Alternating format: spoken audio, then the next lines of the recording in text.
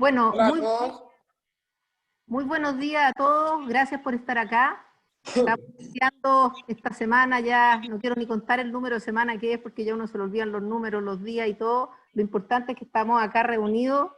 Lo primero, agradecer al subsecretario del Ministerio de Trabajo, Fernando Arap, que Fernando, muy buenos días, tu segunda oportunidad con nosotros, es un lujo para nosotros, porque sabemos que, bueno, todo el gobierno, todas las personas, pero el nivel de intensidad de ustedes y sobre todo el Ministerio de Trabajo y el tuyo, me imagino lo que será, no me lo quiero ni imaginar, así que nos puedas destinar este tiempo, es tremendamente agradecido. Y también invitamos en esta oportunidad a Mauricio Russo, uno de los fundadores de Casa Idea, un empresario que se ha destacado realmente por sus prácticas, yo diría desde el estallido social en adelante. Gracias también, Mauricio, por estar con nosotros, porque queremos hacer una conversa un poco desde todos los ángulos, ¿ya? Yo felizmente vivo conectada con un número importante de gerentes de recursos humanos, con los que estuve levantando las inquietudes que querían plantearte, porque a veces no se alcanzan con todas las preguntas del público, y quiero que también que Mauricio, desde su rol de empresario,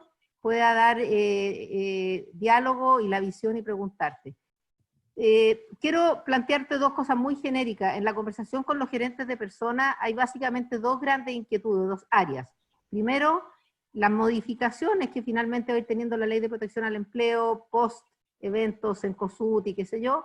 Y por otro lado, todo lo que se viene en teletrabajo. Esto que se supone que entra en vigencia el 1 de julio, ahí hay muchas preguntas concretas, cotidianas y otras que probablemente, yo te conozco, tú las vas a poder quizás aclarar en un comienzo. Así que te paso la voz, gracias nuevamente, y después que tú hayas terminado de plantearnos cosas que yo creo en este minuto son muy importantes para todos, ahí iniciaremos las preguntas. Bueno, muchas gracias, Janet, gracias a Tomás que está ahí en el backstage apoyando que todo esto funcione. Saludar también a Mauricio, que sabemos las buenas prácticas que tiene, ¿cierto?, en su compañía, así que también es un placer para nosotros poder compartir este espacio. Saludar a las personas que se van integrando, ya veo que son más de 160, 170 personas y sube como la espuma el número de participantes, así que saludarlos a todos. Feliz de poder estar en esta por segunda oportunidad con usted, Janet, conversando estos temas que son tan relevantes. La ley de protección del empleo, la ley de teletrabajo, sin duda, son dos normativas nuevas, son dos normativas recientes que han venido a cambiar un poquito la forma en que llevamos las relaciones laborales. Y sabemos que además son dos normativas que, respecto a las cuales existe todavía bastante incerteza, bastantes dudas, bastantes inquietudes. Y la idea obviamente de este espacio es poder ir respondiendo a algunas de esas dudas que han ido surgiendo. Para que la gente que nos acompaña entienda un poquito el formato, la idea es que voy a hacer una pequeña presentación, 10-15 minutos, no más que eso, respecto de ambas leyes, para que luego podamos dar lugar, obviamente, a la conversación con ustedes y a poder ir respondiendo también las preguntas que nos van llegando de los participantes. Respecto a la ley de protección del empleo, a ver, esta es una ley, lo hemos dicho ya en reiteradas ocasiones, que viene a dar un respiro a millones de trabajadores y a miles de empleadores que la están pasando mal. Hoy día es un hecho cierto, es un hecho objetivo, que hay muchas personas que la están pasando mal. Yo siempre repito una frase que no me voy a cansar de decirlo, pero cuando uno habla de números, cuando uno habla de estadísticas, cuando uno habla de porcentajes, nunca debe olvidar que detrás de esos números, que detrás de esas estadísticas, hoy día hay personas, hay familias que la están pasando mal. Y por lo tanto es súper importante cada vez que uno crea políticas públicas, que es lo que nos toca hacer en el rol que tenemos hoy día, que me toca estar en el ministerio, nunca olvidar que esas políticas públicas van destinadas a personas, y especialmente a personas que muchas veces no tienen los recursos y no tienen las alternativas que posiblemente tiene uno en caso de ver alguna dificultad en la vida.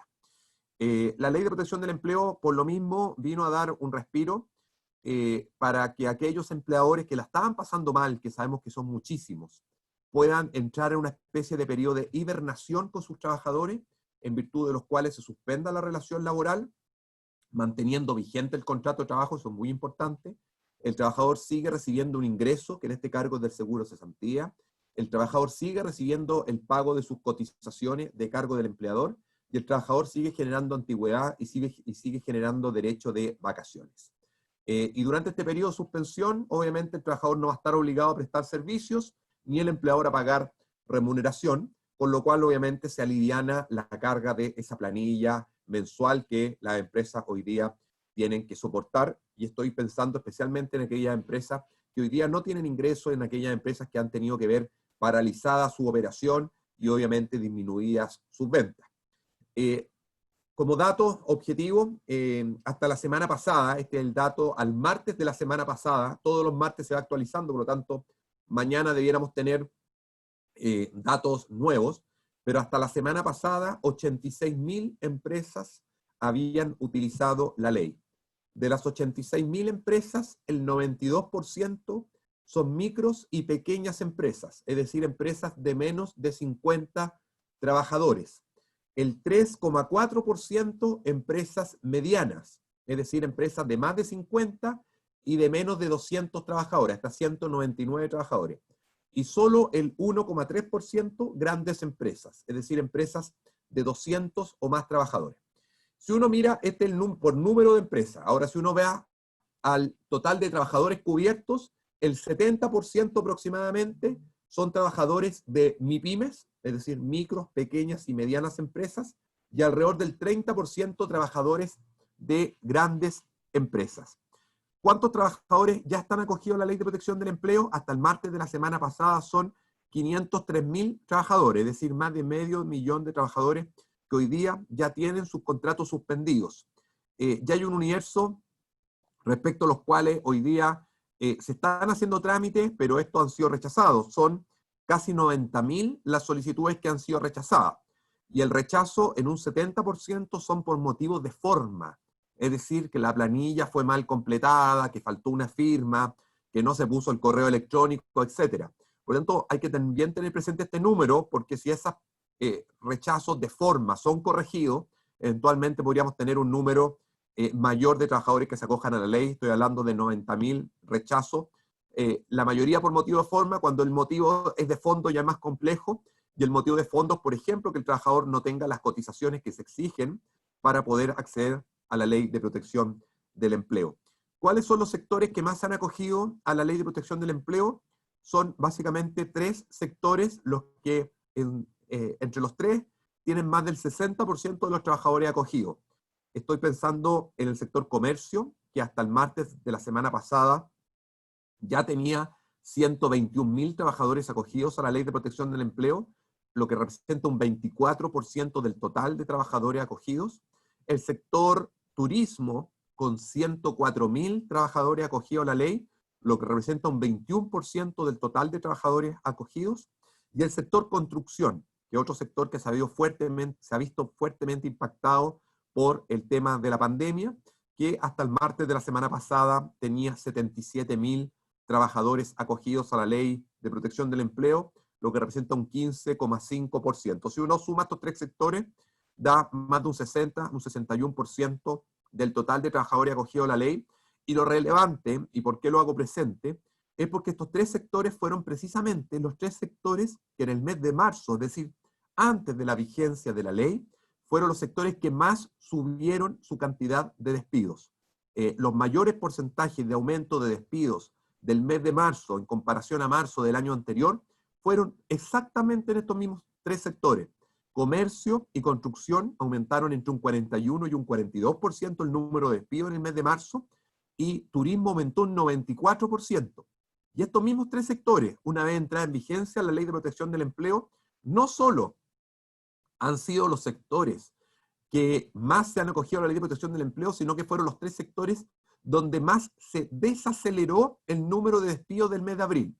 Y eso evidentemente nos muestra una realidad, que sin la Ley de Protección del Empleo, estos 3 sectores lamentablemente hubieran tenido que seguir a lo mejor con un nivel de desvinculaciones como el que habían tenido en el mes de marzo, y por lo tanto, claramente es un hecho concreto, es un hecho comprobable de que la Ley de Protección del Empleo, al menos en estos 3 sectores, nosotros creemos que obviamente respecto del resto también, pero al menos en estos 3 sectores hay un hecho evidente que vino a evitar despidos. Y ese es el objeto de la ley. El objeto de la ley es proteger los puestos de trabajo, que los trabajadores no sean desvinculados, que los trabajadores puedan pasar este chaparrón que estamos viviendo como país y que está viviendo el mundo, respecto a la pandemia del coronavirus, porque claramente va a ser mucho más fácil levantar la economía, que los negocios vuelvan a funcionar el día de mañana con trabajadores con relación laboral vigente, aun cuando esta esté suspendida, a que lo hagamos con trabajadores desempleados o que lo hagamos con trabajadores cesantes.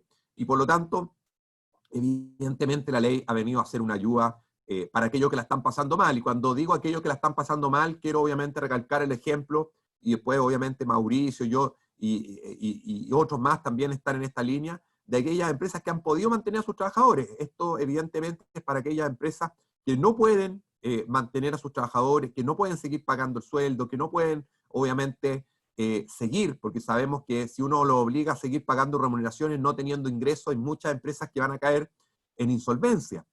Un dato no menor es que el número de empresas en insolvencia ha aumentado en un porcentaje tremendo. No tengo el dato exacto acá, pero el incremento ha sido brutal. Y lamentablemente que una empresa caiga en insolvencia es el peor escenario no solo para la empresa, es el peor escenario para los trabajadores, porque pierden su empleo, porque si bien la ley hoy día, a propósito de la ley de insolvencia y emprendimiento del año 2014, hoy día les garantiza indemnización, lo cual antes habían dudas si tenían derecho a indemnización.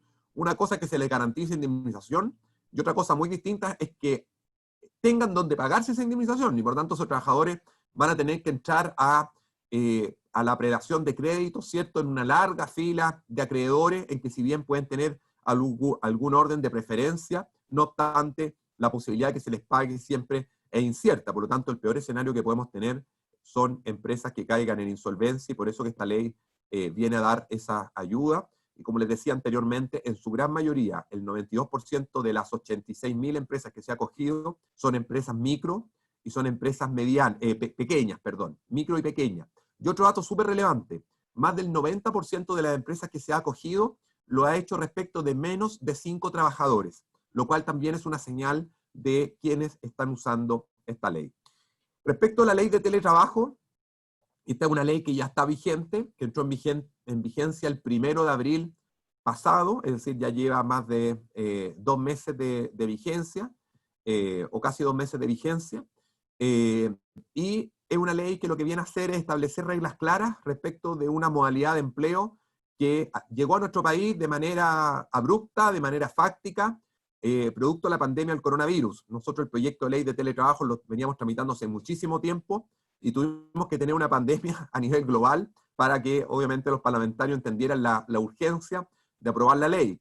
Yo siempre digo que si tuviera que elegir 3 virtudes de la ley de teletrabajo, diría que es un tipo de empleo moderno, porque aprovecha lo que son las nuevas tecnologías y las pone al servicio de las personas para mejorar su calidad de vida. Es un tipo de empleo inclusivo, porque permite que personas que tradicionalmente están fuera del mundo del trabajo o que les cuesta más incorporarse, puedan acceder a él. Estoy pensando no solo el típico ejemplo de la mujer, estoy pensando en jóvenes, estoy pensando en adultos mayores, estoy pensando en personas con discapacidad, y es un tipo de empleo sustentable, porque es amigable con el medio ambiente, es amigable con la naturaleza. A propósito, y aquí voy a pasar el dato del teletrabajo, en el caso de las mujeres, nosotros estamos con una campaña en el Ministerio del Trabajo este mes y ojalá la sigamos haciendo entre todos todo el año porque es relevante, que es respecto al tema de la corresponsabilidad. El tema del teletrabajo no puede significar que en el caso de las mujeres, como lamentablemente ocurre, además de hacer el teletrabajo en su casa, tengan que hacer las labores domésticas, las labores de cuidado. En Chile tenemos una deuda tremenda en materia de corresponsabilidad. El 96% de quienes hoy día están fuera del mundo laboral remunerado por razones familiares permanentes son mujeres. Por lo tanto, hoy día es muy complejo que la brecha de género que tiene nuestro país se pueda disminuir si no avanzamos en materia de corresponsabilidad. Podría estar dándoles números y encuestas toda la mañana. 2 de cada 10 parejas heterosexuales de nuestro país, el 90% de las labores domésticas las realizan mujeres. El postnatal parental, que el hombre tiene la opción de que se le traspase, solo el 0,2% de los hombres utiliza el postnatal parental. Solo el 0,13% de los hombres utiliza la licencia por enfermedad grave del hijo menor de 1 año. Y menos del 20% de los padres utiliza los 5 días de permiso pagado que da el empleador por nacimiento de un hijo. Por lo tanto, quiero aprovechar a pasar este dato que creo que es bien relevante, que si no avanzamos en corresponsabilidad, responsabilidad, claramente la brecha de género nunca la vamos a lograr superar. Si mantenemos el actual statu quo, Chile se va a demorar, de acuerdo a un estudio internacional, 257 años en eliminar la brecha de género. Y claramente es un tiempo que no tenemos y por tanto hay que seguir avanzando en esa materia. La ley de teletrabajo, como les decía, ya está vigente. El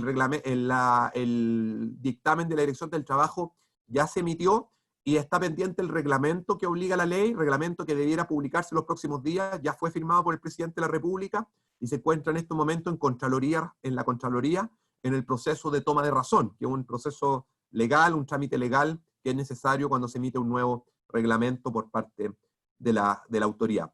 Yo diría que eso, grosso modo, para poder ir dando lugar a las preguntas y a la conversación. Janet, Mauricio.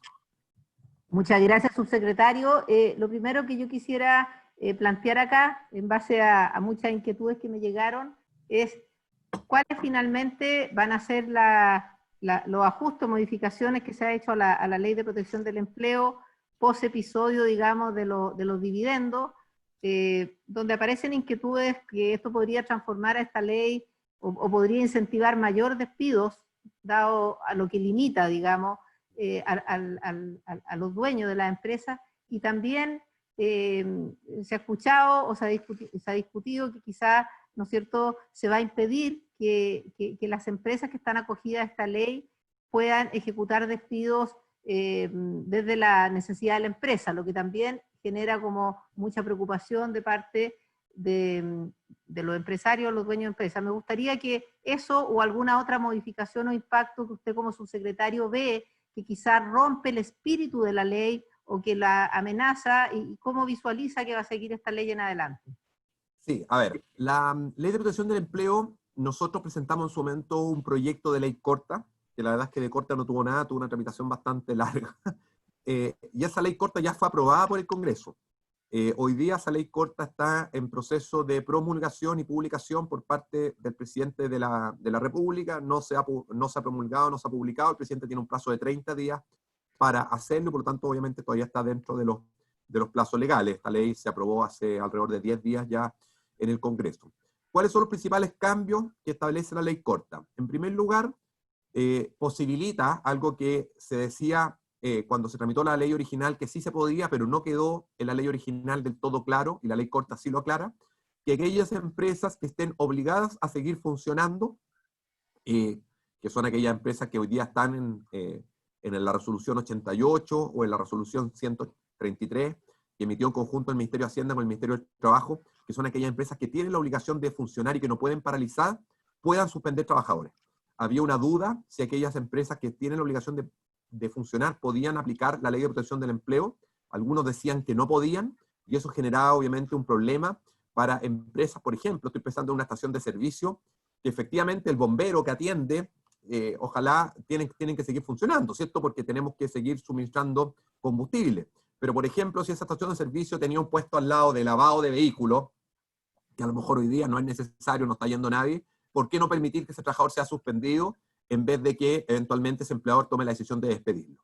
Y así otros casos que hemos conocido, agencias de aduana que también tienen que seguir funcionando, y que sabemos que, por ejemplo, varias agencias de aduana despidieron a personal administrativo ante la imposibilidad de suspender los contratos de trabajo, y por tanto la posibilidad de suspender respecto a esa empresa es un cambio que establece la ley corta.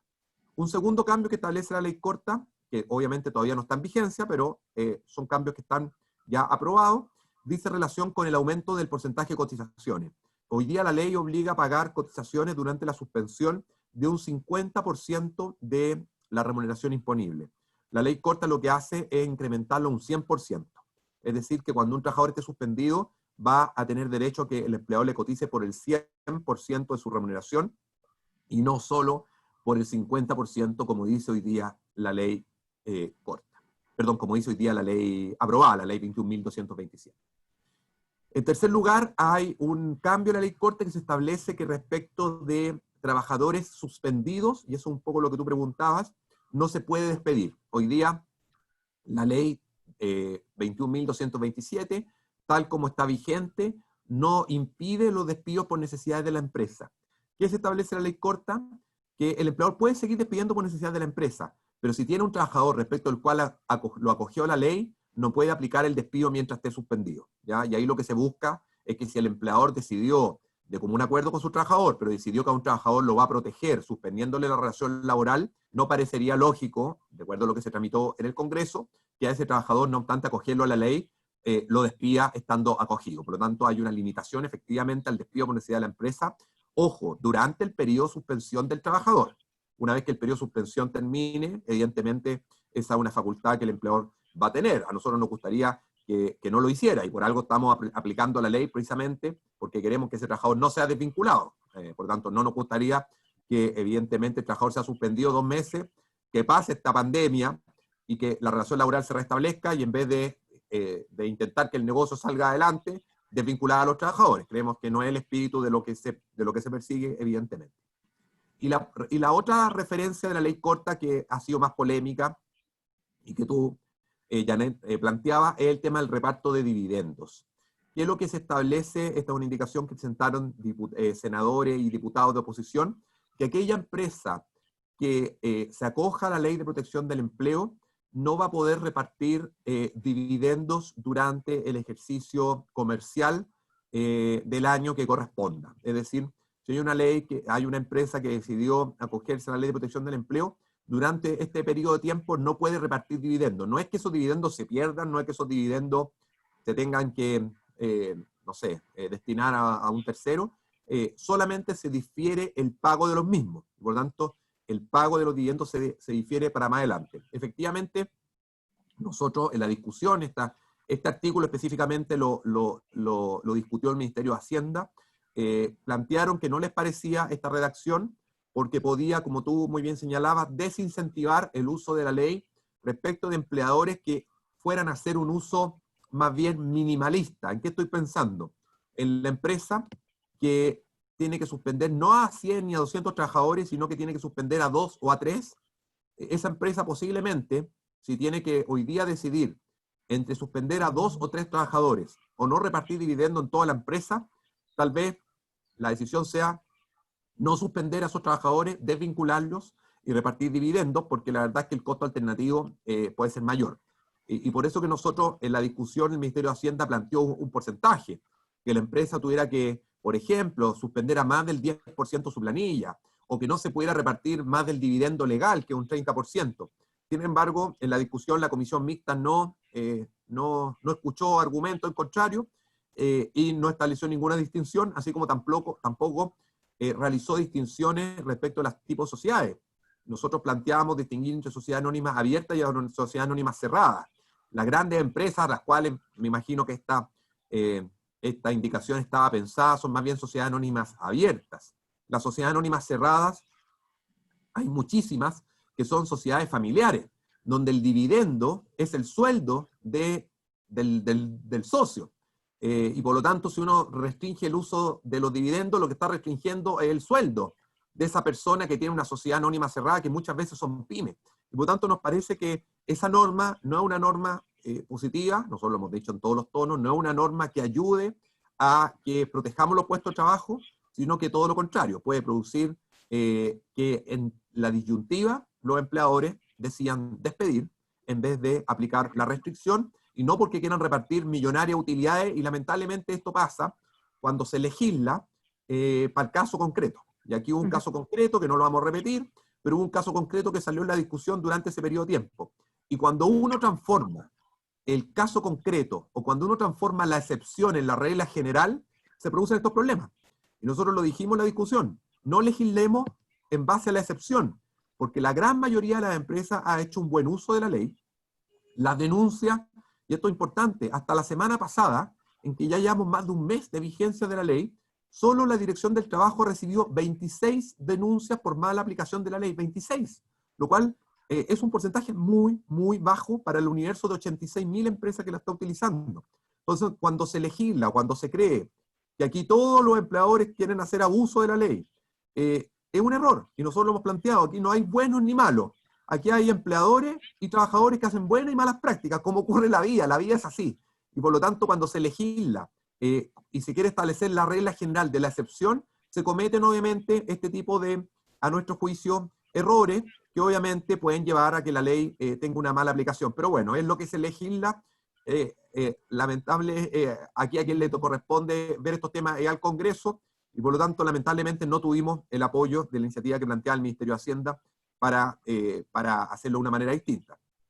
Pero fuera de eso, sí, fuera de eso, Janet, creo que en general la ley obviamente va a seguir siendo utilizada, no obstante, esta norma es puntual, creo que aquellas empresas que la necesiten sí la van a utilizar, y por lo tanto, obviamente, el llamado es a usar la herramienta.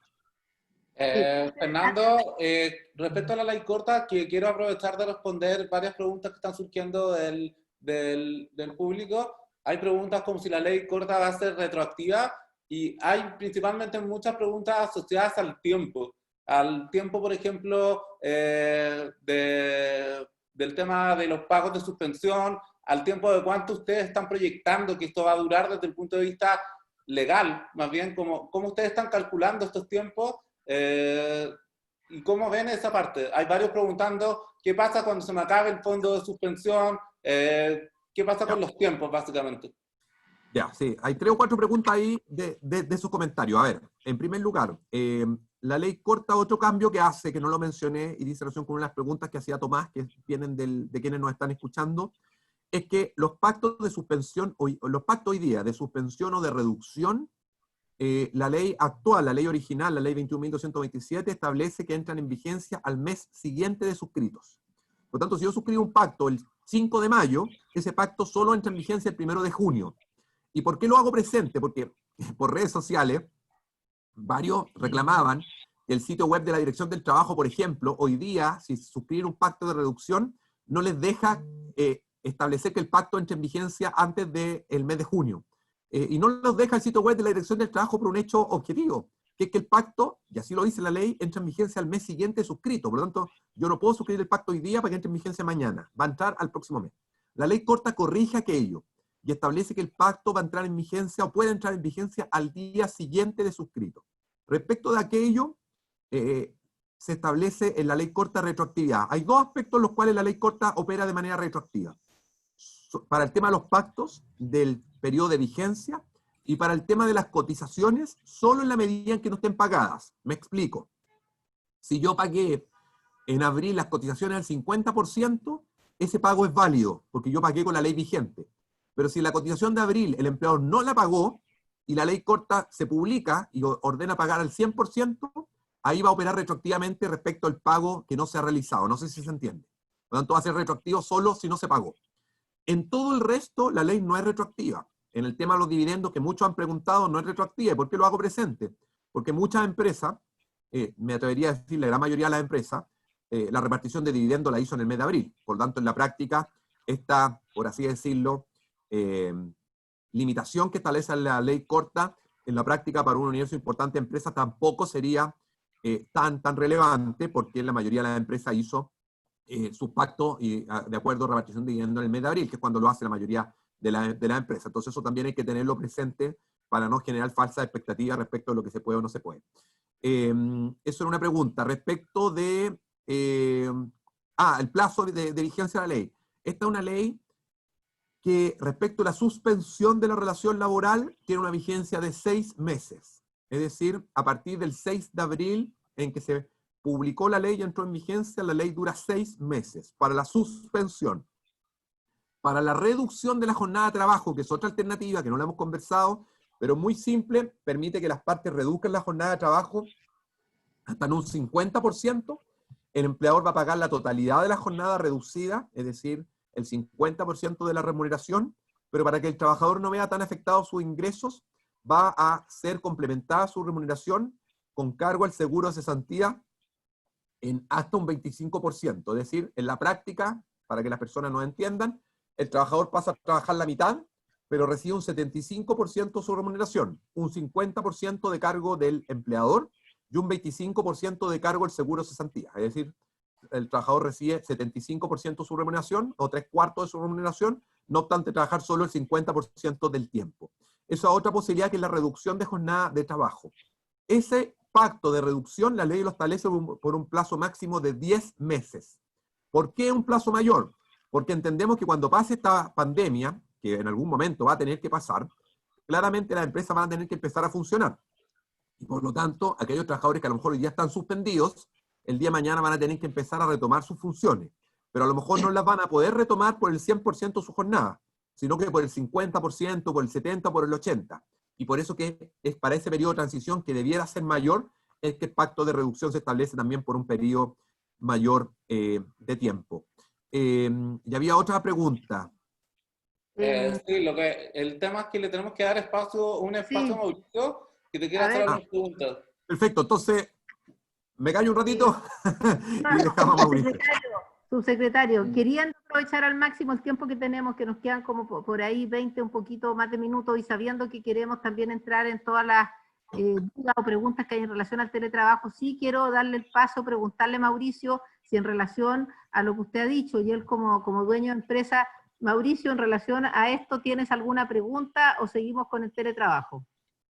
O sea, para mí, la verdad es que todo lo que ha dicho el subsecretario tiene súper harta lógica y fantástico. Tengo preguntas respecto a la flexibilidad laboral. O sea, hoy día con el teletrabajo, el tema de las mallas de turno, de los horarios, bueno, él respondió respecto acá si trabaja la mitad del tiempo. Pero finalmente la gente puede trabajar menos de la mitad del tiempo o 75% del tiempo. ¿No es hora de que nosotros actualicemos nuestra ley laboral y vayamos a trabajar por hora? Y de alguna manera se les permite a las personas quizás trabajar en más de una empresa. O sea, si tú tienes un trabajador que trabaja por objetivo dentro de una empresa, hace su tarea, ¿no es cierto? Capaz que hacer esa tarea a él le demora 2 horas, 3 horas, y termina. Entonces, él perfectamente podría trabajar para otra compañía otras 2 o 3 horas, etc. ¿Eso está contemplado en la ley laboral? Esa es mi pregunta. Ya, buena pregunta, Mauricio. Mira, el tema de la flexibilidad laboral, a algunos no les gusta el término flexibilidad, les produce un poquito de urticaria, entonces nos han llevado a hablar de adaptabilidad laboral. Es un tema que nosotros planteamos en un proyecto de ley el año 2018, que es el proyecto de modernización laboral, que establece un poco lo que tú hablas, la posibilidad de establecer pactos de jornada, la posibilidad de establecer sistemas de turno, la posibilidad de establecer mecanismos de compensar horas extras por más días de vacaciones, de que el trabajador pueda elegir los horarios en los cuales trabaja, etc. Lamentablemente ese proyecto hoy día, como otros, está durmiendo en el Congreso. En el Congreso hoy día, cuando uno habla de flexibilidad, hay muchos que asimilan la palabra flexibilidad a precarización y no entienden que trabajar y que el trabajador que trabaja de manera flexible o el trabajador que puede elegir su horario, el trabajador que trabaja por meta u objetivo, algo que tú planteabas que es muy cierto, y que no tiene que estar cumpliendo un horario, aun cuando a lo mejor la pega que tenía que hacer la terminó 2 horas antes, igual tenga que estar sentado mirando el reloj para poder marcar su horario de salida. Todavía, como país, ese cambio cultural no lo hemos hecho. Y no hay consenso hoy día para avanzar en esa materia. Claramente la ley de teletrabajo nos viene a dar una ayuda. La ley de teletrabajo hoy día permite trabajar desde el hogar sin horario. Y eso es un avance y se establece una garantía, porque aquí siempre hay que obviamente evitar los abusos, porque obviamente si bien la mayoría, y yo siempre lo digo, de los empleadores actúa de buena fe y actúa respetando la ley, hay muchos que que no lo hacen. Y uno sí tiene que ponerse en esa hipótesis de aquellos que no lo hacen. Y por eso que la ley de teletrabajo, por ejemplo, da libertad para que el trabajador tenga un horario libre dentro de su hogar o donde decida de teletrabajar. Hoy día tú puedes teletrabajar desde un café, puedes teletrabajar desde la universidad, puedes teletrabajar desde donde quieras, pero tiene que haber una desconexión mínima de una jornada a otra de 12 horas, es lo que se llama como derecho a desconexión digital, que por lo más ya existe en países desarrollados.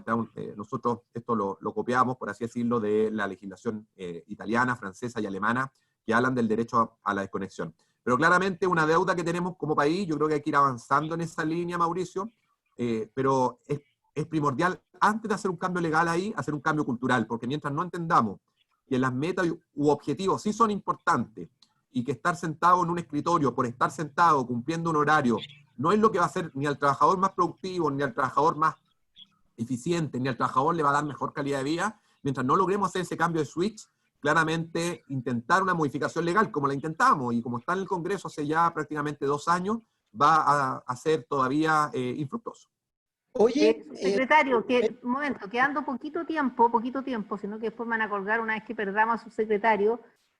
Por favor, coméntenos algo respecto a qué empieza a pasar con el teletrabajo en relación, uno, cuáles son los costos, ¿no es cierto?, que el empleador debe subsidiar al que está teletrabajando. ¿Qué pasa con toda la gama de beneficios? Hay muchas preguntas, hay 52 preguntas y tienen muchas que ver ya con esto. ¿Qué va a pasar con la sala cuna?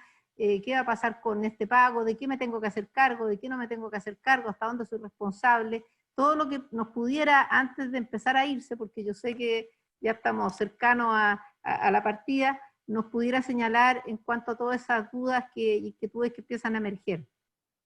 Sí, perfecto. A ver, muy corto para que alcancemos a conversar un poquito más. El teletrabajo, en la ley establece que el trabajador, a ver, el teletrabajo primero es pactado, es decir, ni el empleador puede obligar al trabajador, ni el trabajador puede obligar al empleador a teletrabajar. Requiere el acuerdo. Se establece sí un derecho que es inédito, que es el derecho de retracto. ¿En qué consiste? Que si yo, trabajador y empleador, pasé de la modalidad presencial a la modalidad de teletrabajo, cualquiera de las dos partes puede, con un aviso de 30 días de anticipación, notificar a la otra que quiere volver a la modalidad presencial.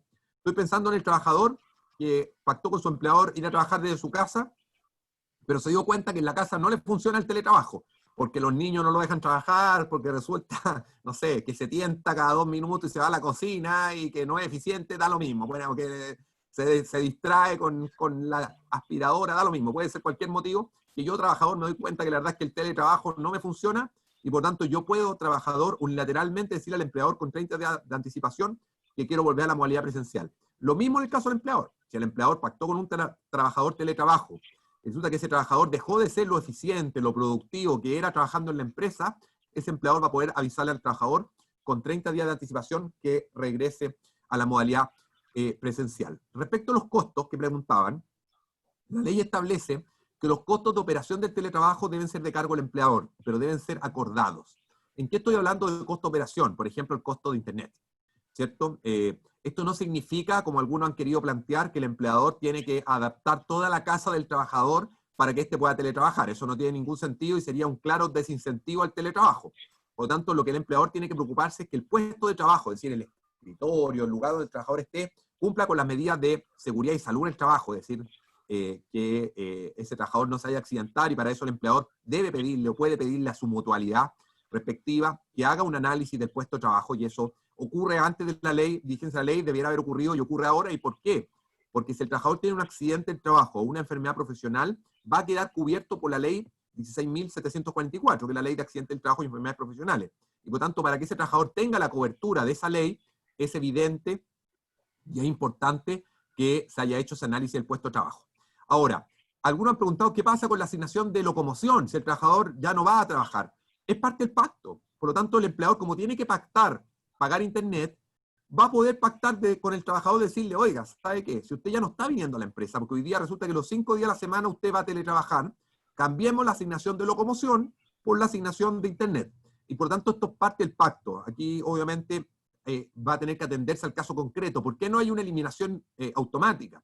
Porque, ojo, la ley de teletrabajo permite combinar la jornada presencial con la modalidad de teletrabajo, que es lo que hacen muchas empresas, y lo que se ha dicho que además es como el óptimo, ¿cierto? El óptimo no es ni que la persona esté todos los días en la empresa, ni esté todos los días en la casa, es que vaya combinando para que también se sienta parte todavía de la compañía. Y por lo tanto podría darse que el trabajador trabaje todas las mañanas en la empresa y todas las tardes de su casa. Y en ese caso sí va a ser necesario, por ejemplo, una asignación de movilización si es que se tiene pactado. O, por ejemplo, que el trabajador trabaje en la empresa presencial lunes, martes y miércoles y teletrabaje desde su casa jueves y viernes. Por lo tanto, es parte del pacto y el costo obviamente va a tener que ser acordado. ¿Y por qué decimos que es acordado y no es automático? Porque tampoco resulta lógico que si el trabajador tiene conectado un triple pack en su casa, con internet banda ancha de no sé qué cobertura, porque resulta que además de trabajar lo usa para ver Netflix, lo usa para que sus niños hagan sus tareas, etcétera, etcétera, el empleador tenga que asumir el costo de la mejor internet del mercado, ¿cierto? Porque el trabajador también la usa para actividades particulares, y por eso que las partes van a tener que determinar cuánto es el costo que el empleador va a asumir. Tenemos que cerrar ya con el subsecretario. Pero yo me puedo quedar 5 minutos para las preguntas de Mauricio, que entiendo que tenía preguntas. Perfecto, perfecto. Porque sé que Mauricio tenía un par de preguntas, no Sí, lo quiero dejar. Yo tenía una pregunta final, pero te dejo con Mauricio. Sí, por supuesto, Mauricio era nuestro invitado. ¿Cómo no va a poder hacer? Ya. Bueno, todos son invitados, pero acá lo tenemos trabajando en cámara. Yo he conversado contigo, Janet, al respecto de las empresas de subcontratación. Y tú sabes que yo tengo una mirada bastante ácida al respecto, que no quiero entrar en detalle, pero ¿está pensado en normar de mejor manera a estas empresas de subcontrataciones? Buena pregunta. A ver, hoy día la ley de subcontratación, que es la ley 20.123, está vigente, si no me equivoco, de por ahí el año 2006. Y la verdad es que hoy día tiene una regulación expresa. Se ha pensado por parte de algunos establecer cambio a la ley de subcontratación, básicamente en temas de jornada, de remuneración, etc. No hay hoy día un proyecto, pero por ejemplo en materia de seguridad, está claro que la responsabilidad final de la seguridad y salud de los trabajadores es de la empresa principal. Por lo tanto, hoy día los resguardos para el trabajador subcontratista, y así lo establece la ley de subcontratación, están más bien dados por el empleador principal. Si al trabajador subcontratista no se le han pagado las cotizaciones, quien es solidariamente responsable es el empleador principal. Por lo tanto, aquella empresa que hoy día decide subcontratar, esa empresa se está haciendo responsable de cierta manera de las condiciones de sus trabajadores. ¿Por qué? Porque si el trabajador tiene un accidente, la ley señala que el empleador principal es responsable por velar porque no se produzcan accidentes en su lugar de trabajo, aun cuando sean trabajadores contratistas. Si a ese trabajador contratista no se le paga sueldo, la responsabilidad del empleador principal es solidaria, es decir, el trabajador puede demandarlo al empleador directo o puede demandar al empleador principal. Lo mismo, por ejemplo, en pago de cotizaciones. Por lo tanto, hoy día no existe una propuesta distinta respecto a la ley de subcontratación, que es lo que ya hoy día existe. ¿Sabes lo que pasa, subsecretario? Que el tema tiene que ver con ese pago extra que pagan las empresas y que no va al sueldo de la persona. O sea, en definitiva, yo, ponte tú, estoy como compañía pagando mínimo 500.000 pesos líquidos y si yo subcontrato, me cuesta 700. Entonces yo digo, ¿para qué le voy a pagar 200 a esta empresa? Le pago 700 a mi trabajador. Ahora, extiéndelo a la generalidad. Cuando hoy día el sueldo mínimo son 300, el costo de empresa hoy día pasan a ser 500.000 pesos y la persona se siente que está pagando los 500.000 pesos súper bien. Pero resulta que el trabajador está recibiendo 350 lucas. Entonces, ahí yo siento que hay algo que siento que hay que normar, no tengo idea qué, porque finalmente el desmedro va para el trabajador en sus ingresos, ¿cachai, no? Y la empresa gasta la plata igual. Sí, está perfecto, pero ahí en ese caso ese empleador principal, bajo esa lógica, y me parece súper bien que no quiera que el trabajador vea mermada su remuneración, lo que quiere hacer es derechamente no subcontratar, en el fondo, tenerlo como propio, porque eso tiene obviamente cierto impacto. Pero evidentemente, efectivamente, aquel que subcontrata pierde un poco el control de la remuneración del trabajador subcontratado, porque no es el empleador, va a tener que fiscalizar que está esa remuneración pagada, etc. Pero bajo esa lógica, que me parece como ética de negocio muy buena, claramente para ese empleador principal lo que le corresponde más bien, si quiere mantener ese nivel de remuneración que no se vea afectado, es contratar directamente. Sí, subsecretario, antes que se vaya, Tomás, yo sé que hay muchas preguntas, no quiero que la gente quede muy frustrada, tú que la has estado mirando, ¿hay alguna pregunta que es más representativa de los participantes para hacérsela al subsecretario antes que se vaya? Es que hay muchas preguntas. Hay una pregunta respecto hasta la obligatoriedad de la ley de teletrabajo. Muchas personas están comentando respecto a esta ley que se implementa el 1 de julio en el fondo. Más que una ley, es una imposición desde el punto de vista de que no hay opción. O es teletrabajo, no es nada en el fondo. ¿Cómo ves tú este tema? No sé si lo estoy preguntando bien, pero estoy juntando acá las preguntas de Pilar, de varias personas que nos indican que en el fondo esta ley de teletrabajo es la única salida que hay. No hay mucha libertad de decidir si es teletrabajo o no, porque no hay opción de trabajar presencialmente. ¿Entiendes? Sí, está bien. La ley de teletrabajo entró en vigencia el 1 de abril.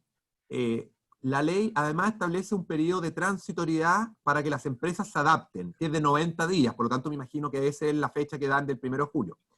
Y claramente, antes de la vigencia de esta ley, las personas que estaban teletrabajando lo estaban haciendo sin ninguna legislación, sin nada que los protegiera. Por lo tanto, si un trabajador se accidentaba, no tenía necesariamente cobertura de la ley de accidente del trabajo, no tenía un derecho de desconexión podía prestarse para el abuso, que sabemos que hay de empleadores que a las 11, 12 de la noche le pedían trabajo a esa persona, y por lo tanto la ley de teletrabajo, su principal virtud, además de las que señalé anteriormente, es que viene a establecer un catálogo de reglas claras de derechos y obligaciones de las partes.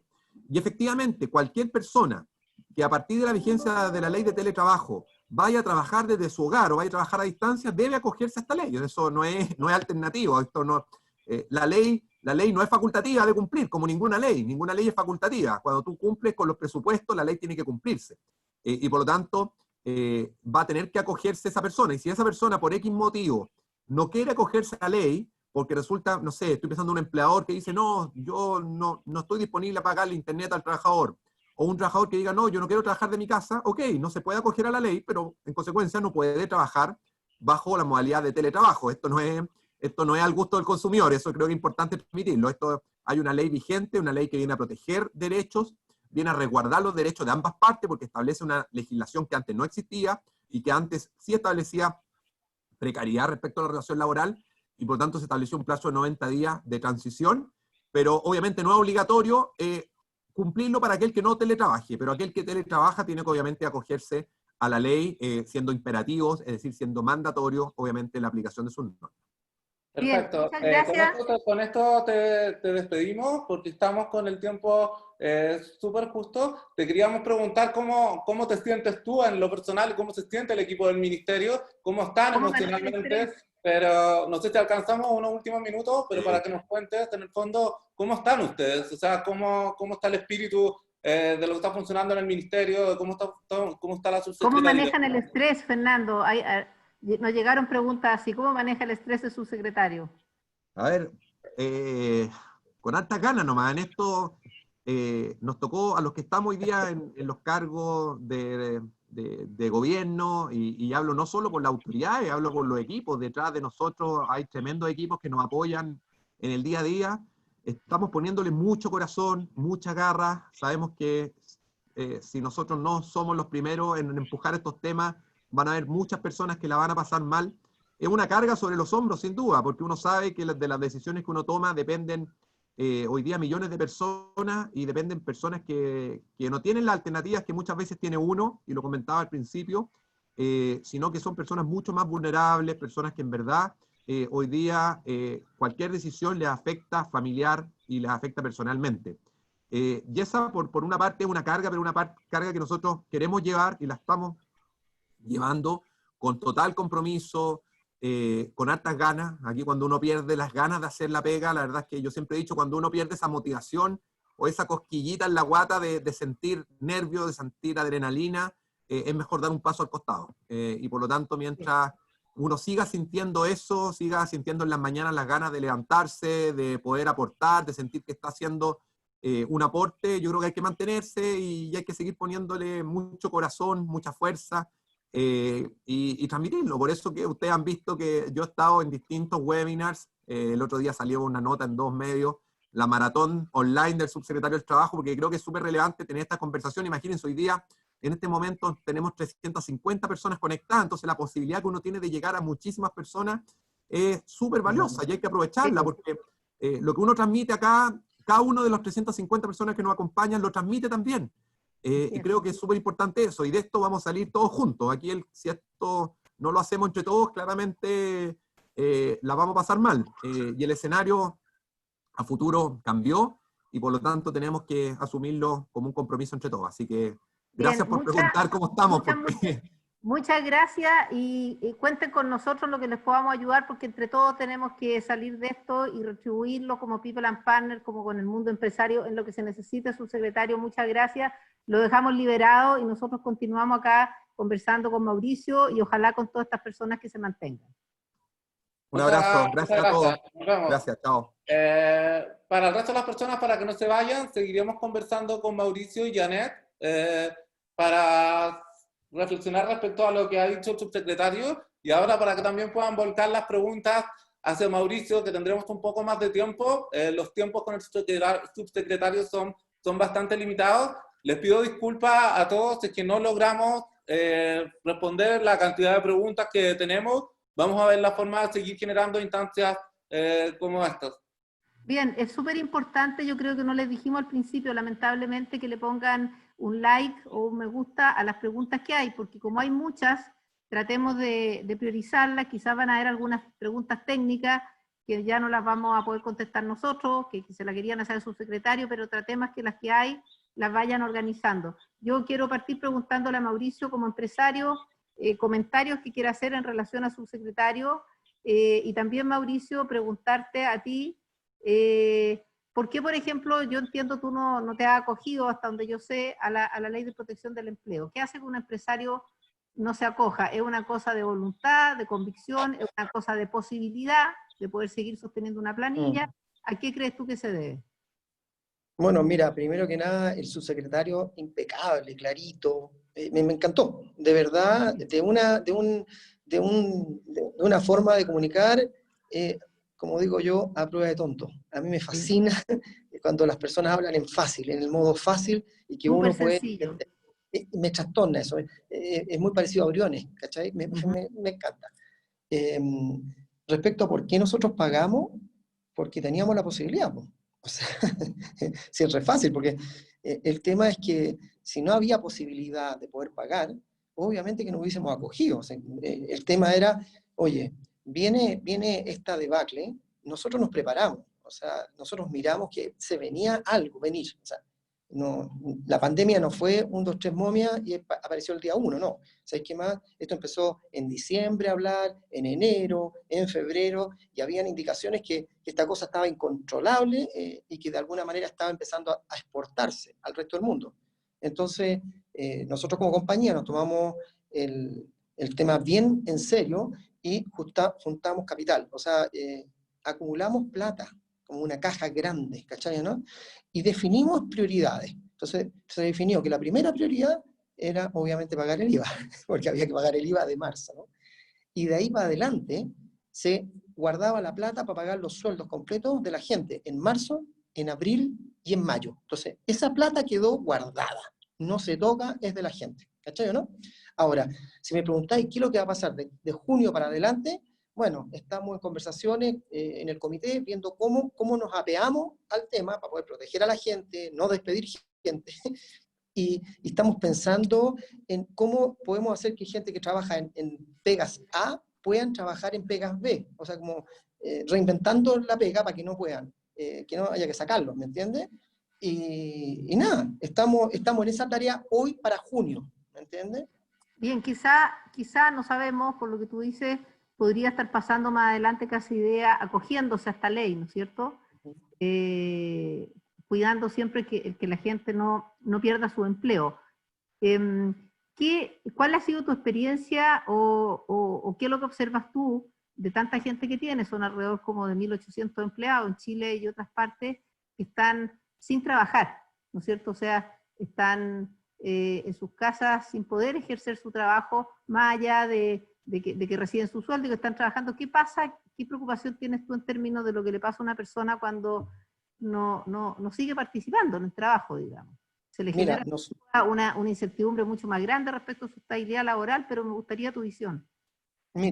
nosotros tenemos gente trabajando en teletrabajo, mucha gente de la compañía, en el caso matriz, hay mucha gente trabajando, porque están las áreas comerciales en la nueva planificación de la demanda. O sea, tú comprenderás de que hay que hacer una tremenda tarea, porque si yo pensaba vender 10, ahora voy a vender 7, pero yo compré para vender 10, entonces hay que hacer el ajuste. Y entonces hay mucho trabajo de una intensidad grosera respecto a la planificación de la demanda física de las tiendas.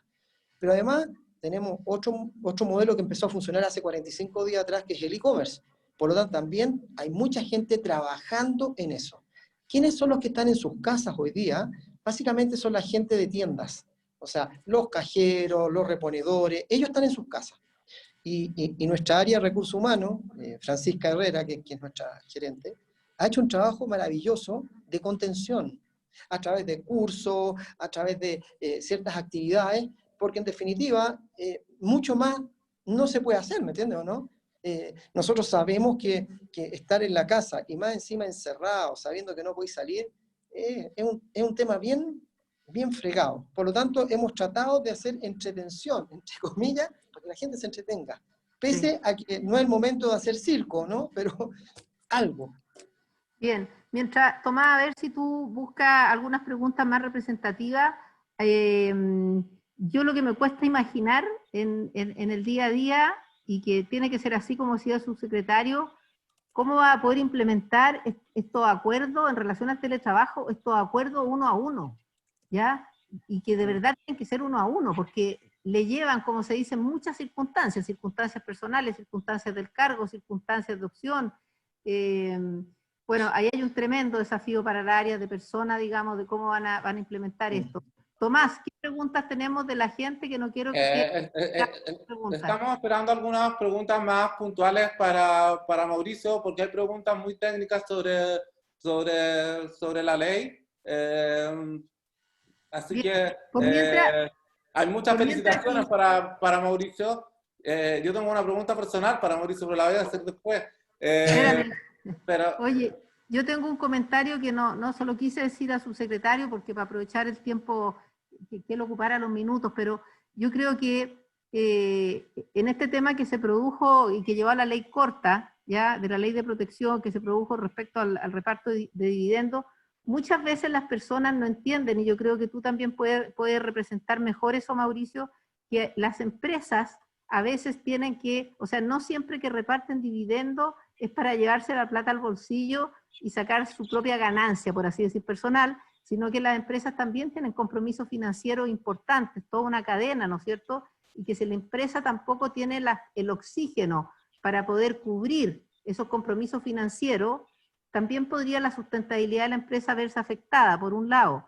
Por otro lado, también en empresas abiertas, ¿no es cierto?, hay el repartir dividendos, a veces incluyen muchas personas que viven de ese dividendo, accionistas muy minoritarios. Entonces, simplemente decir que no cuando una empresa, no toda la empresa, no siempre cuando una empresa reparte dividendos, significa que es para sacar la plata para sí mismo en desmedro de otro, ¿no es cierto? Hay otras cosas que nos alcanzan a ver. ¿Qué nos puedes tú decir respecto a lo que él señalaba en cuanto a repartir dividendos, dado que tú tienes una empresa, tienes socios, tienes un socio grande, ¿no es cierto?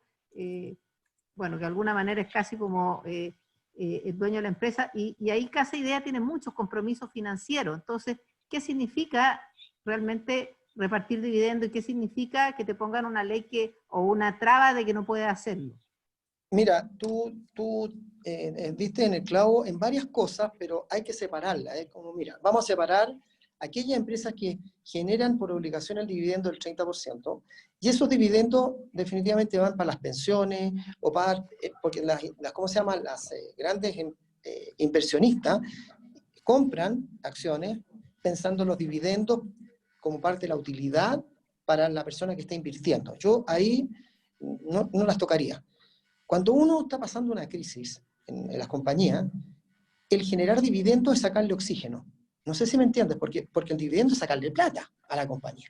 Entonces, en el caso nuestro, nosotros no vamos a generar dividendos, ¿me entiendes? Porque lo que estamos haciendo en comunidad con los socios, porque yo tengo un socio que es un fondo de inversión, y ese fondo de inversión lo que quiere también es recuperar dividendos, ¿me entiendes o no? Pero nos hemos puesto de acuerdo que en la realidad del mercado y cómo está la compañía y el sufrimiento que ha tenido la compañía por este estrés de verdad de oxígeno, es inviable. Entonces, quizás hagamos dividendos, pero el otro año quizás, o en 2 años más, no tengo idea. Pero hoy día yo pienso personalmente que en el caso de compañías donde el dividendo es parte del sueldo del dueño de la compañía, tiene razón. O sea, ¿cómo lo vas a limitar? ¿Me entendés tú? Pero en el caso de que no sea parte del sueldo, sino que es porque va a ir a ser invertido en otras cosas, yo creo que no es el momento. O sea, yo creo que es el momento de esa plata meterla dentro de la compañía, hacerla que esté más firme, más gordita, con un poquito más de grasa. Y cuando tienes compromisos financieros, debes plata, la compañía tiene que cumplir con su plan de pago y no está teniendo ingresos, por ejemplo. Ya, pero es que eso es distinto, porque yo con los dividendos salen para los accionistas. No salen para, o sea, en el caso de que si yo, ponte tú, Mauricio Russo, tuviera una deuda porque compré acciones de Casa Idea y las tengo en garantías, y esa garantía bajó de precio, y entonces el covenant de deuda versus garantía se diferenció, el banco me va a decir, oye, págame, o si no tengo que salir a liquidar tus acciones. En ese caso, obviamente que necesito urgente liquidar, que me den dividendos para ir a pagarle al banco. Bien. No es mi caso. Y tampoco es la generalidad, por si acaso. Sí. No creo. Quería justamente que tú en tu calidad de dueño tenemos- pudieras tenemos- clarificar. tenemos algunas preguntas del público, por si queremos contestar, porque ya hay varias. La primera pregunta es, ¿cuál es hoy día la prioridad del negocio de Casa Idea? Y también hay una segunda pregunta que tiene que ver hasta dónde está preparado Casa Idea para seguir con esta lógica. ¿Cuál es la capacidad de resiliencia en el sentido de frente a esta incertidumbre, si van a poder mantener este tipo de prácticas o no?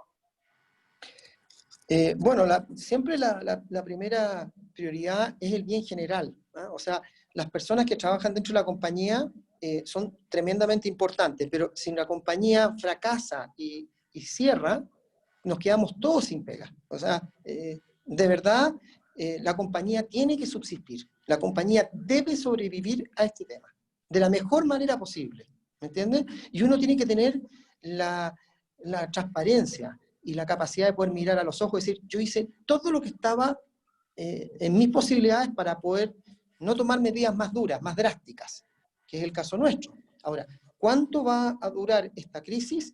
O sea, yo personalmente tenía planificado que esto, el 1 de junio, empezábamos a abrir nuestras tiendas. Eso es lo que teníamos planificado. Y por eso es que anteriormente dije, ¿sabes qué más? Estaba marzo, abril y mayo. Junio no sabemos qué vamos a hacer y tenemos un comité estratégico hoy día a las 3 de la tarde justamente para imponer qué decisión vamos a tomar. No la tenemos en blanco y negro, pero créanme que la primera prioridad va a ser proteger los empleos y a nuestra gente. Eso no hay duda alguna, ni una duda, eso no hay duda. ¿Me entendés tú? Perfecto. Tenemos una segunda pregunta de Marisol respecto a qué están haciendo desde Recursos Humanos para los colaboradores que están desde la casa, para los colaboradores que en el fondo están esperando, están trabajando desde la casa. Si hay algunas buenas prácticas que te gustaría compartir. Mira, yo he hablado con algunas personas que están haciendo teletrabajo y efectivamente ha sido un caos en algunos casos porque los niños están en las casas. Entonces, trabajan más tarde, o sea, empiezan a trabajar a las 9 de la noche, 10 de la noche tranquila porque no hay ruido, están más tranquilos. Pero nosotros hicimos una encuesta de qué pasaba cuando volviéramos, entre comillas, a la nueva normalidad. ¿Qué les gustaría hacer? Teletrabajo, en la casa, en la oficina, etc. Y fíjate tú que la respuesta en general es que les gustaría tener una combinación de teletrabajo con físico en las oficinas. Y vamos seguramente a ordenarnos de cierta forma para poder cumplir con ese objetivo. Sobre todo hoy día que tenía un tema con los horarios. O sea, yo traspasé a mi gerente de recursos humanos, le dije, nosotros tenemos que hacer ingresos cada 2 horas a la gente. O sea, para que en el flujo, en locomoción, sea a las 9, las que entren a las 9, otros que entren a las 11, otros que entren a las 1 de la tarde. Y el retiro solamente después de 6 horas de trabajo, no de 8, 6. Y entonces algunos se van a retirar de la oficina a la 1 de la tarde, otros se van a retirar a las 3 de la tarde, otros se van a retirar a las 5 y otros se van a retirar a las 7. ¿De qué manera? Porque finalmente la preocupación está en que no se nos va a contagiar nuestra gente. O sea, estamos buscando que no se nos contagien. Gracias a Dios, hasta el día de hoy no tenemos a ninguno contagiado, pero ha sido suerte. No es que nosotros hayamos sido los Reyes Magos, no. O sea, es que más hubo suerte en que no hay contagiados. Pero estamos preocupados, ¿qué es lo que va a pasar para adelante? Janet, ¿quieres hacer alguna pregunta? Tenemos más preguntas del público en relación a los trabajadores de Casa Idea. ¿Cuáles son las competencias claves de un trabajador de Casa Idea? ¿Cuál es el perfil de Casa Idea? ¿Y cómo crees que esas competencias van a ayudar en el futuro al equipo de Casa Idea en el futuro? Mira, en términos generales es muy importante la actitud. Tú sabes que hay actitud y aptitud. La actitud tiene que ver con el conocimiento y la actitud tiene que ver con la personalidad. las personas que trabajan en Casa Idea tienen una tremenda actitud, son optimistas y son resilientes, o sea, y se adaptan. El tema de tener la capacidad de adaptarse es muy importante para nosotros en Casa Idea. ¿Por qué? Porque esta es una compañía que está en constante movimiento. Entonces, si tenemos muchos cubos, nos cuesta movernos. Preferimos tener muchos círculos que se puedan mover, ¿me entiendes? ¿No? Más fácil. Y eso, de alguna manera, son condiciones súper importantes a la hora de nosotros contratar gente. Hay una pregunta, Mauricio, que apunta más al humano y que te va a gustar contestar, que dice cómo te sientes desde tu perspectiva humana al tener que conciliar, por un lado, esta tremenda responsabilidad hacia tanta gente y la sostenibilidad de tu empresa que tantos años te ha costado, y por otro lado, el estar en esta situación de toma de decisión o estar en una situación como empresario, digamos, más privilegiada o no enfrentado a tanta precariedad. ¿Cómo combina esas dos cosas? Mira, te digo la verdad, yo soy un ser humano, ¿eh? Primero que nada, como todos los que están escuchando. Por lo tanto, no soy una máquina. Paso días en que estoy un poquito bajo y otros días que estoy alto, ¿ya? O sea, mi biorritmo funciona increíble para arriba y para abajo, está como de verdad bien especial, bien loco. Pero siempre mirando en azul, o sea, siempre mirando en optimismo. Porque cuando tú estás liderando, finalmente tú lo que tienes que dar es la seguridad y la tranquilidad a la gente que te está acompañando. Si ven a tu líder, entre comillas, asustado, que no sabe lo que hay que hacer, o sea, ¿te puedes imaginar el capitán del barco no supiera cómo dirigir el timón del barco? O sea, estarían todos los marineros asustados. Y lo que se trata en este minuto, que no solamente yo, o sea, dentro de la compañía hay varios líderes, está el gerente general de Chile, el gerente de administración final, están todos los líderes súper claros con el objetivo, o sea, tienen claro para dónde vamos, y ellos tienen que acoger a la gente, y tienen que ser cada uno gerente de su área, pero además gerente de recursos humanos de sus personas, ¿me entiendes o no? Porque finalmente necesitan acogida. Hoy día lo que necesita la gente es acogida y seguridad. O sea, la empatía, si antes se tenía que usar en un, no sé, 50%, hoy día la empatía tiene que ser en el 90%. Oye, hay algo que no puedo dejar de preguntarte porque a mí me consta que cuando tú fundaste Casa Idea, siempre quisiste hacer una empresa femenina, o sea, con muchas mujeres. Y sé que el porcentaje de mujeres al interior de Casa Idea es grande. Me gustó mucho la sensibilidad del subsecretario al hablar de la corresponsabilidad y lo atrasado que estamos en eso. Y hoy día con el escenario del teletrabajo se complica más el día a día de la mujer. Entonces yo creo que son re pocas las mujeres que estando en su casa pueden realmente trabajar tranquilas, ¿ya? Y no estarse involucrando, bueno, hoy día además con los niños presentes, pero aunque no estuvieran los niños, estarse involucrando en lo doméstico y en el día, porque va como en la naturaleza de uno. Entonces, ¿cómo ves tú esa dimensión? Yo sé que eres muy innovador, que eres muy creativo, en este escenario que tenemos para adelante, que el teletrabajo va a ser una realidad mucho más importante de lo que venía haciendo. ¿Qué estás pensando tú hacer con tus mujeres? Porque son muchas, ¿ya? Y que tú entiendes que tienen un quehacer más complicado que los hombres. Mira, nosotros, tú ya sabes, esta es una compañía femenina, 70% de las personas que trabajan en Casa Idea son mujeres. El teletrabajo, que nosotros de alguna manera lo hacíamos, pero de una forma bastante poco potente, ¿no? Por decir nada, hoy día se aceleró de una manera grosera, y eso a nosotros nos dejó como que sorprendidos de lo que no estábamos preparados para. Entonces, nosotros vamos a tener que generar un levantamiento de las condiciones que tiene nuestra gente para hacer el teletrabajo y habilitarle los lugares para que sean lindos. O sea, la gente que viene a trabajar en Casa Idea, a nuestra oficina, vienen a trabajar en un ambiente lindo, en un ambiente rico. Entonces, si van a trabajar de su casa, vamos a tener que preocuparnos de cada uno de ellos para, no sé, y tendremos que ir a su casa, hacer un levantamiento, fotografía, ver cómo le hacemos un bonito escritorio y su lugar. Le va a llevar chocolates, le va a llevar chocolate, ¿no es cierto? Déjenme decirte que en Casa Idea... Van a transformar todas las casas en Casa Idea hasta el final. Sí. Oye, y por favor, déjame decir que en Casa Idea de verdad, uno va a la oficina de Mauricio, él tiene un closet lleno de chocolates Sanenús, porque el mejor chocolate y muchas otras cosas, y a donde anda siempre repartiendo chocolate o helado, si hace calor o qué sé yo. Así que eso va a llegar a las casas también. Bueno, oye, yo mandé un mensaje con un poco de melancolía, y justamente lo que más extraño es ir a las oficinas cuando están en reunión y llegar con mi platito con los chocolates, porque tú no te puedes imaginar la alegría de los chocolates, todos gritan, porque no hay nada más rico que un café a las 11 de la mañana con un pedacito de chocolate, ¿no? De verdad, o en la tarde a las 5 que te digas, pucha madre, te llega un chocolatito, es maravilloso.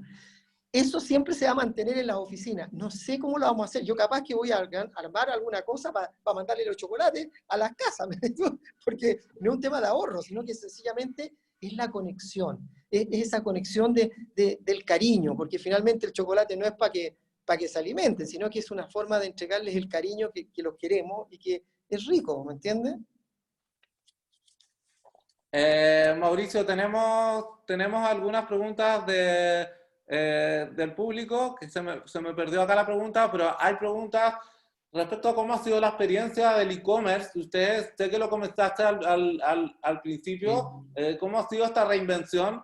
Si nos puedes contar un poco más sobre esta experiencia que mencionaste al principio. Yo desde mi lado de publicista y de marketing, para la tranquilidad de tus socias, hoy día la marca Casa Ideas aguanta cualquier error por el cariño que se le está generando. Así que también los felicito por esta transformación. Si nos puedes contar un poco más de eso. Mira, no ha sido fácil porque resulta que el modelo de e-commerce de Casa Ideas estaba en marcha blanca en febrero.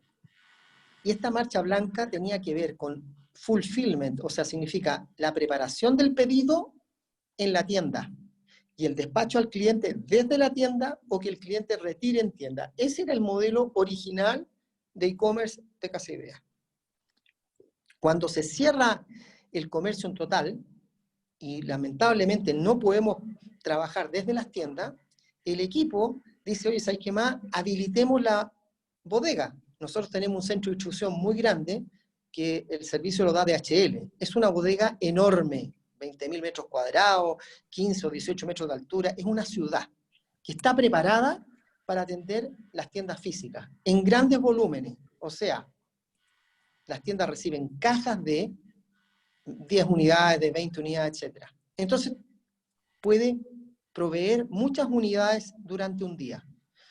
Cuando tú haces e-commerce, el e-commerce no tiene que ver con grandes volúmenes de unidades, es un picadillo de unidades. Entonces, la señora Margarita me pide un salero con un individual, y yo tengo que recorrer esa bodega que mide, no sé, 20.000 metros cuadrados, con no sé cuántos pasillos, a ir a buscar esa unidad en vez de una caja. ¿Estamos? Nosotros preparamos el centro de distribución y cambiamos la tecnología para que pudieran ir a retirar unidades en vez de cajas. Hasta ahí, todo funcionando. Pero aparte de eso, nosotros preparamos para hacer 500 pedidos al día. Nosotros estábamos antiguamente vendiendo 120 pedidos al día. Dijimos, ¿hay que más? Con 500 pedidos al día, arreglamos el problema. Pero llegaron 2.300, todos los días. Entonces empezó aquí en la escoba, ¿cachayo, no? La escoba, o sea, olvídate del desastre.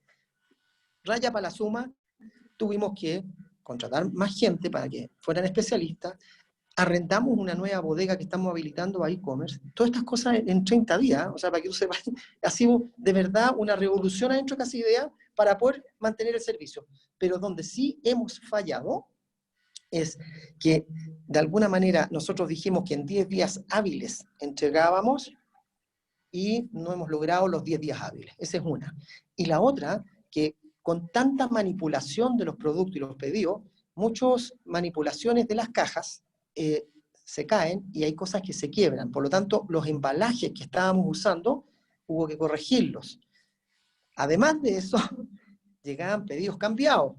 Y además de eso, faltaban productos en el pedido. Entonces tú comprenderás que este picadillo de miles de problemas nos hacían llegar, ¿cómo se llama?, tickets de reclamo como loco. Y no éramos capaces de poder solucionarlo porque el servicio del cliente estaba externalizado. O sea, lo daba una empresa afuera. Bueno, dijimos, hay que más, chao el de afuera, nosotros vamos a hablar con los clientes. Y entonces, ¿qué es lo que hicimos? Internalizamos el servicio al cliente. Entonces hoy día hay 20, 25 jefes de tienda que están contestando el teléfono y dándole soluciones a los clientes. Pero ha sido tanta la cantidad de pedidos que hemos estado abrumados. Yo creo personalmente que vamos a salir adelante, ¿me entiendes tú? Y estamos buscando el cómo. Quizás podríamos disminuir el despacho a provincia. Un 30% de los pedidos son provincias. Listo, ¿sabes qué más? Quizás podría ser eso. Oye, el mix de productos tiene en total 3.000 SKU. Oye, quizás en vez de 3.000 pongamos 2.000. ¿Me entiendes, no? Para poder cumplir de mejor manera. Y después una vez que ya está más organizado, vamos colocando más productos, vamos volviendo a provincia, etc. Esa es la reunión que tenemos hoy a las 3 de la tarde. Sergio Cabañaro nos pregunta, ¿qué pasó? Sergio Cabañaro nos pregunta, pero dime qué necesitas. Que tú, contestémosle a nuestro querido amigo Sergio, pero tú le querías hacer, acuérdate, una pregunta personal a a Mauricio. Sí, pero al final. Sergio Cabañaro habla de que la CEPAL, la pobreza en Chile pasará de un 8% a un 13%, si no más. Una pregunta en tu rol de empresario. ¿Qué cambios tú como empresario le recomendarías a otros empresarios para sobrellevar mejor este hecho, para ser empresarios con más impacto social y en el fondo para tener este tema de la pobreza en mira?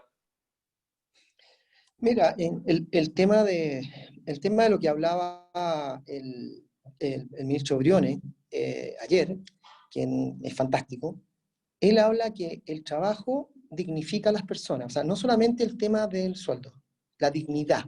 Y yo creo que lo que tenemos que buscar es que haya más trabajo para más personas. Ese es uno, o sea, es como el desde.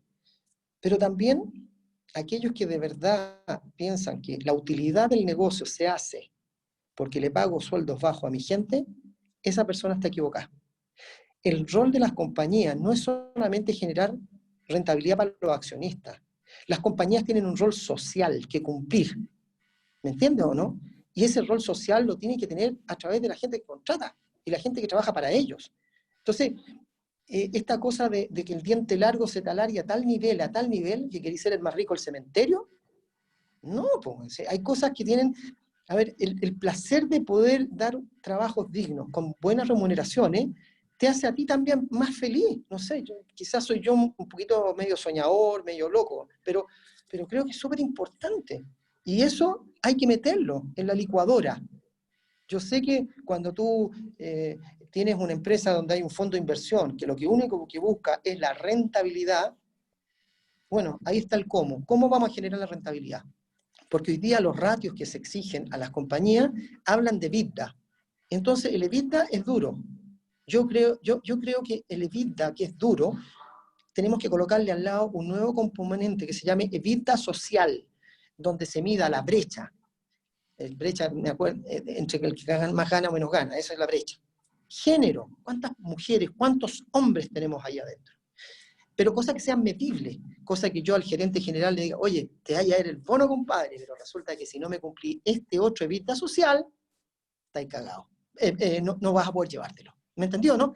Mira, no existe, las zanahorias tienen que ponerse donde corresponden. Y en esa parte no está la zanahoria. Está solamente en lograr el objetivo de rentabilidad. Entonces, hay que buscar un nuevo KPI para meterlo ahí, en las empresas. Oye, a ver si, ya que estamos en época de contagio, a ver si tu espíritu, Mauricio, se contagia a Urbi et Orbi, porque esto que tú estás diciendo, tú lo llevas en tu corazón, no tanto en la cabeza. Entonces yo creo que ha sido siempre así, además me consta, pero hoy día, con el problema que enfrentamos, nadie por sí solo puede hacer mucho, tenemos que hacerlo entre todos, ¿ya? Y si cada persona, aunque no sea empresario, colabora y ayuda al que tiene más cerca, con mayor razón los empresarios tienen que entender que lo primero, evitar al máximo el desempleo, porque eso es lo peor que nos puede pasar, ¿no es cierto? Y de alguna manera, como tú, echar a andar, ¿no es cierto?, la rueda económica, el consumo, para que no lleguemos a situaciones más terribles. Pero yo, en nombre de muchos, te quiero felicitar y resaltar este espíritu de ser una persona que antes que ser empresario y buscar tu propio ingreso, por así decir, tú tienes un corazón enorme, tienes una sensibilidad social enorme, la has practicado siempre, ¿ya? Y en todos los momentos duros que hemos tenido, del estallido en adelante, nos dejas de estar activo en buscar las mejores prácticas para la gente, sobre todo que más lo necesita. Así que yo espero que esta energía que ha echado a andar en la mañana, energéticamente llegue a muchos, y ojalá todos los empresarios, los que están dirigiendo empresas, tuvieran genuinamente esa visión, genuinamente el corazón lo tuvieran apretado y ver cómo ayudamos a los que más lo necesitan, cómo tenemos de verdad un espíritu social, cómo hacemos empresas, que yo sé que tú estás en el proceso además de certificación de empresa B, que te la va a ganar con creces, y si no, hacemos una revolución y manifestación en contra, porque te lo merece absolutamente, pero cómo todos podemos hacer una empresa de esa manera. Tomás, te paso la voz. Oye, Una cosa... hacer la última pregunta. Oye, Dime, Janet, Mauricio. Mira, primero que nada, agradecer las palabras de Janet, efectivamente me siento halagado. Janet, en esto que está pasando hoy, proyéctalo a 20 años más y va a ser la moda. Mira, nosotros cuando montamos Casa Idea hace 20 años atrás, colocamos nuestros valores. Dentro de nuestros valores está la diversidad. Y tú lo sabes. Sí, perfecto. Pero hace 20 años atrás la palabra diversidad era como que no existía. Entonces, y hoy día está de moda. Hoy día si no soy diverso, estáis fuera del mercado, no existes. ¿Me entiendes? Bueno, sí. nosotros, Déjame decir lo raro que te veían por tú tener contratado, por ejemplo, homosexuales o distintas diversidades que para ti eran súper normal, en tiempos que acá en Chile eso no era nada de normal. No, o sea, la diversidad mirado desde el punto como un valor para la compañía que uno aprende de los otros. No es que yo quiera transformar a los otros en lo que yo quiero, no. La diversidad tiene que ver en aprender de los demás. Entonces, tú evalúas a la gente por su trabajo, no por su orientación sexual, ni porque es de color o es de tal nacionalidad. No, olvídate. Aquí la gente va a trabajar a Casa Idea porque tiene que hacer una pega. Punto. Entonces, esa diversidad genera amplitud de conocimiento, porque tú mezclas, ¿me entiendes? Es muy enriquecedor. Eso lo pusimos hace 20 años atrás con mi socia. Hoy día está está de moda. Entonces yo digo, ¿qué cosa nosotros vamos a mirar de aquí a 20 años más? Porque estas cosas no cambian de un día para otro, de verdad, se demora, la sociedad es más lenta. Aunque se ha acelerado los procesos, igual es lenta porque el comportamiento humano se demora en cambiar. Entonces, hoy, por eso que hablaba de la vida social, se requiere eso, para meterlo adentro de la compañía. Eso los va a obligar, créeme lo que los va a obligar a hacer cambios. Cuando tú te dé vergüenza que la brecha en tu compañía sea de 100 veces, de 50 veces, ponte colorado. ¿Ah? O sea, que la persona gana 500.000 pesos y el otro gana 50 millones. ¿Sabes qué más? Y el que gana 50 millones se cree el descuento. Pero resulta que tiene esclavo, ya no es, tiene esclavo abajo. Esa situación es la que tiene que cambiar. Y si las empresas no lo entienden, van a desaparecer. Créeme que van a desaparecer. O sea, nosotros en Casa Idea tenemos una brecha de 15, o sea, porque tengo gerentes corporativos, pero es bastante decente 15 puntos. Bastante decente, ¿ya? Pero las otras empresas no pueden decir eso. O sea, entonces, es más que decente, es como a veces lo esperable, porque hay empresas que tienen 30 y 40 y más. Bueno, entonces yo digo, ¿sabéis qué más? Las compañías, esa brecha me la tienen que achicar. Pero ¿quién se encarga que se achique? El gerente general. No hay otra forma. O él se baja el sueldo, que no va a querer, o él me sube el sueldo de los que tienen menos plata. No tengo idea cómo lo hace, pero que lo haga. ¿Me entendió, no? Y ese trabajo entretenido, porque finalmente es una entretención, ¿cómo lo logras? Pasas a sacar el foco de ¿cómo se llama?, de la rentabilidad por inteligencia en la rentabilidad. ¿Cachai, no? Y oye, eso es lo que yo oye, Mauricio, estás teniendo una cantidad de fans. Yo no sé, Tomás, si después tú le puedes mandar a Mauricio, porque en este minuto no tengo capacidad para leer los chats. pero no te puedo decir cómo está la gente de inspirada o agradecida o queriendo que tu sello se multiplique, así que ojalá después puedas leer todas esas bonitas palabras porque yo sé que las necesitas Sí, también. yo tengo una pregunta para los fans. ¿Cuál es el miedo de Mauricio Russo hoy día? ¿O cuáles son las debilidades de Mauricio Russo para conocer el otro lado de Mauricio Russo y conocer la persona que está detrás de toda esta historia? Miedo tengo mucho. Como todo ser humano tenemos cualquier cantidad de miedo. O sea, el primer miedo que tengo, de verdad, es no poder volver a juntarme con mis nietos. O sea, ¿sabes qué mal lo que echo de menos eso? Tú no te puedes imaginar, echo de menos, los extraño, pero en el alma, o sea, me hacían la vida, o sea, sentirlo, que me abrazan, que me dicen que me quieren, que me aman, es distinto hoy día en la televisión, en el teléfono, que personalmente. Miedo a no volver a sentarme a almorzar un rico almuerzo con un par de amigos. O sea, es extraño y tengo mucho miedo del tema social. O sea, esos son miedos personales míos, ¿ya? ¿Y cuál es el miedo general? Es que la sociedad no aprenda de esta situación. Ese es un miedo tremendo. ¿Por qué? Porque si nosotros no aprendemos de esta gran oportunidad que tenemos, porque independiente de que es una tremenda crisis, es una tremenda oportunidad de hacer los cambios que no nos atrevíamos, o hacer las rupturas de los paradigmas que tenemos metidos adentro de nosotros, y es como, ese es el miedo. O sea, ¿cómo queremos nuestro Chile? ¿Queremos un Chile más digno? ¿Un Chile más justo? ¿De verdad? Bueno, ¿y cómo lo vamos a hacer? ¿Cómo lo logramos? Porque una cosa es decirlo, pero las palabras se las lleva el viento y se requieren acciones. Y entonces, obviamente que las empresas tienen mucho que hacer en esto, pero tenemos que colocarles las zanahorias para que lo hagan. No lo van a hacer por decisión propia, créemelo. No va a suceder. Aquí o hay una ley, ¿me entiendes o no? O sea, tiene que haber zanahoria. Más miedos, te podría decir miles de más miedos. O sea, obviamente que hay más miedo. O sea, miedo a contagiarme. Claro que tengo miedo a contagiarme porque sería una lata. Pero tengo la fe y tengo la esperanza de que si me llego a contagiar, voy a salir adelante por mi actitud y por mi optimismo y mi forma de ver la vida, porque también tiene mucho que ver eso, ¿cachai, no? Y hay un dicho, tú sabes que yo soy judío, hay un dicho que dice, Imanili, mili, y eso significa, si no es yo por mí, ¿quién por mí? Nadie va a hacer nada por ti, entiéndelo. Tú tenés que encargarte de ti. Pues, solamente quizás tu mamá va a hacer contigo lo que nadie haría. Escucha, aquí, Tomás, un próximo, les cuento a todos los fans que todavía nos quedan bastante, un próximo webinar tendrá que ser, más que con las limitaciones que le preguntaba a Mauricio, con los infinitos recursos que te dan ese corazón inmenso. El próximo webinar, ¿no es cierto, Mauricio? ¿Por qué no lo haces cantando? Que consta que Mauricio canta de maravilla, baila de maravilla y es un verdadero actor además, que puede interpretar con mucho sentimiento.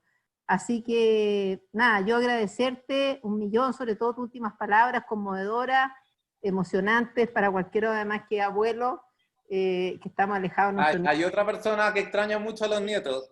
Sí, se me llenaron los ojos de lágrimas, mejor no me conecto con eso.